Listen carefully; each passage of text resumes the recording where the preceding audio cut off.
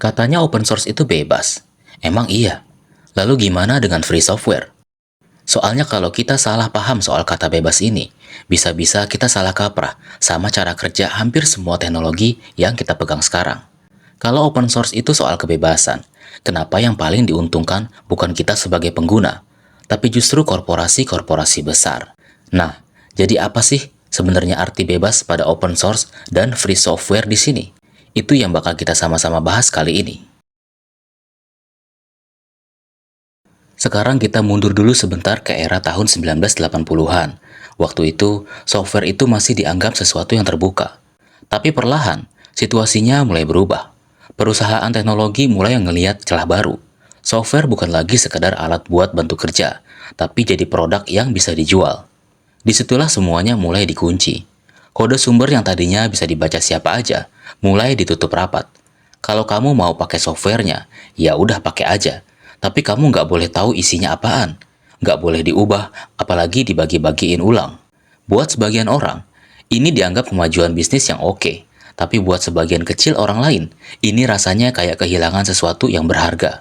Salah satu orang yang paling vokal soal ini adalah Richard Stallman. Dia bukan cuma programmer jagoan biasa. Dia orang yang ngelihat software itu lebih dari sekedar alat. Buat dia, kalau kamu pakai software tapi nggak bisa lihat atau ngubah cara kerjanya, itu sama aja kamu lagi nyerahin kontrol. Lama-lama, bukan kamu yang ngendaliin teknologi, tapi teknologi itu yang mulai ngendaliin kamu. Dari rasa gelisah itulah, Stallman mulai satu gerakan gede, GNU Project. Tujuannya simple tapi nendang, bikin sistem operasi yang benar-benar bebas. Bebas di sini artinya spesifik banget. Bukan cuma bisa dipakai, tapi juga bisa dipelajari, diubah, dan disebarin lagi tanpa batas. Dari sini jugalah lahir Free Software Foundation, yang ngerumusin 4 kebebasan software. Kamu boleh jalanin programnya, pelajari dalamannya, ubah isinya, dan bagiin lagi ke orang lain. Dan ada satu hal yang sering bikin orang gagal paham dari dulu. Free di sini bukan berarti gratisan atau 0 rupiah, tapi bebas. Kayak bebas berpendapat atau bebas berpikir. Kayak yang dibilang Stallman, perangkat lunak bebas itu soal kebebasan, bukan soal harga. Dari sini udah kelihatan jelas, ini bukan cuma soal teknis, tapi soal kontrol. Soal siapa yang sebenarnya megang kendali atas sistem yang kita pakai tiap hari. Masuk ke akhir 90-an, di masa ini, gerakan free software udah mulai makin dikenal. Banyak proyek gede jalan, komunitas juga makin solid. Secara ide, udah kuat banget. Tapi, ada satu ganjalan yang makin kerasa. Kata free itu malah jadi penghambat. Di satu sisi, orang sering salah sangka dan ngira ini soal barang gratisan. Di sisi lain, orang-orang di perusahaan nganggap gerakan ini terlalu idealis, kaku, bahkan anti bisnis. Padahal dunia teknologi lagi lari kencang banget waktu itu. Perusahaan butuh sesuatu yang bisa dijual, tapi tetap bisa dikembangin bareng komunitas. Mereka butuh model yang lebih fleksibel, bukan gerakan yang kedengarannya kayak perlawanan. Akhirnya, muncul deh pendekatan baru. Salah satu tokoh kuncinya itu Eric Raymond. Dia dan teman-temannya nawarin cara pandang yang beda. Bukan lagi bahas soal kebebasan itu hak moral, tapi lebih ke arah kalau kodenya kita buka, hasilnya malah bakal jauh lebih bagus.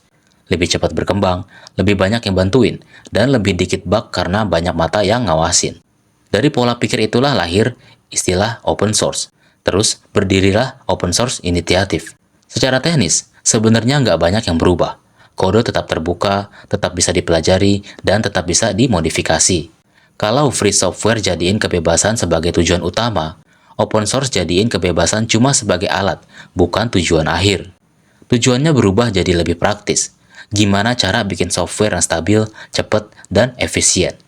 Nah, disinilah dunia mulai kebelah tanpa kita sadari.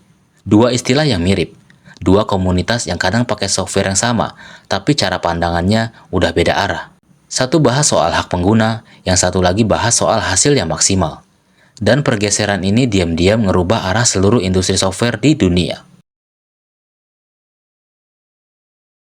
Tapi sebenarnya, perbedaan ini nyata, dan ada di sesuatu yang sering kita anggap remeh, yaitu lisensi software. Lisensi itu kayak aturan mainnya. Dia yang nentuin kamu boleh ngapain aja sama sebuah software.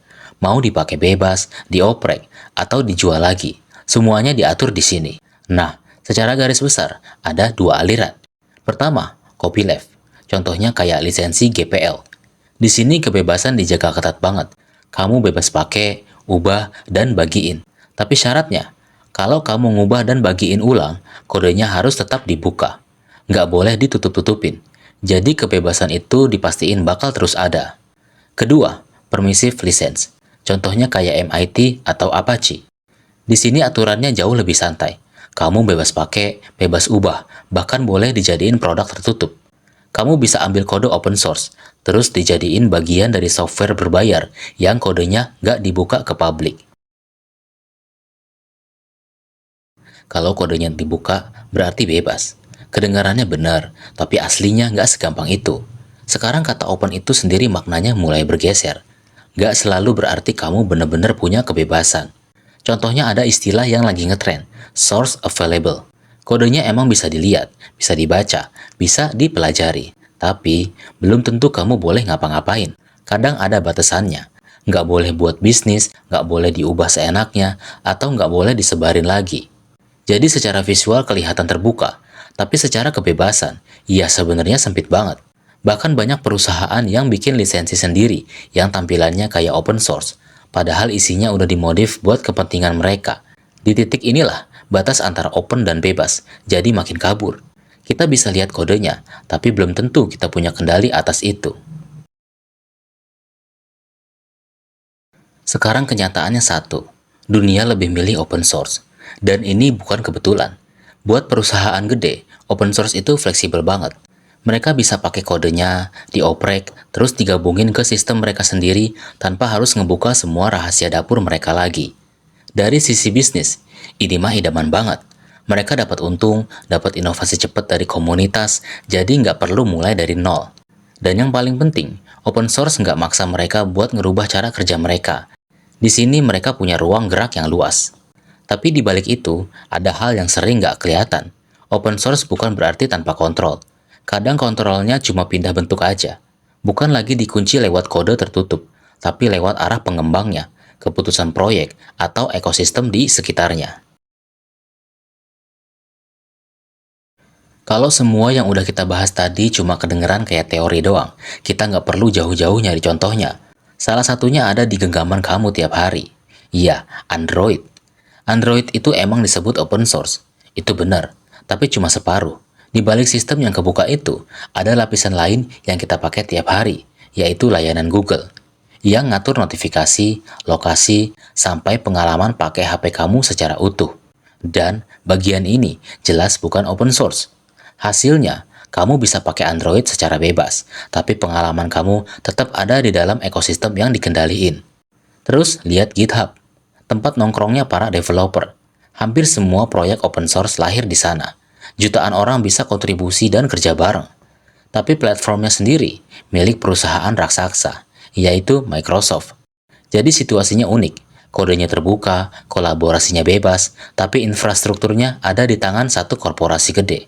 Ada lagi contoh proyek yang dulunya benar-benar terbuka, kayak Elastic. Awalnya mereka open source banget, tapi lisensinya diubah. Kodenya masih bisa dilihat, tapi cara pakainya dibatesin. Kalau ditarik kesimpulannya, sebenarnya ini bukan soal teknologi doang, tapi soal pilihan. Free software itu ngomongin soal kebebasan penuh. Kamu yang pegang kendali, tapi ya konsekuensinya nggak selalu praktis buat dipakai sehari-hari. Di sisi lain, open source itu lebih cepat, fleksibel, dan nyaman. Tapi ya itu, kebebasannya nggak selalu 100% ada di tangan kita. Tanpa sadar, kita hidup di antara dua dunia itu tiap hari. Jadi sekarang pertanyaannya, bukan mana yang lebih bagus. Tapi kalau kamu harus milih, kamu lebih butuh kebebasan penuh atau kebebasan yang praktis?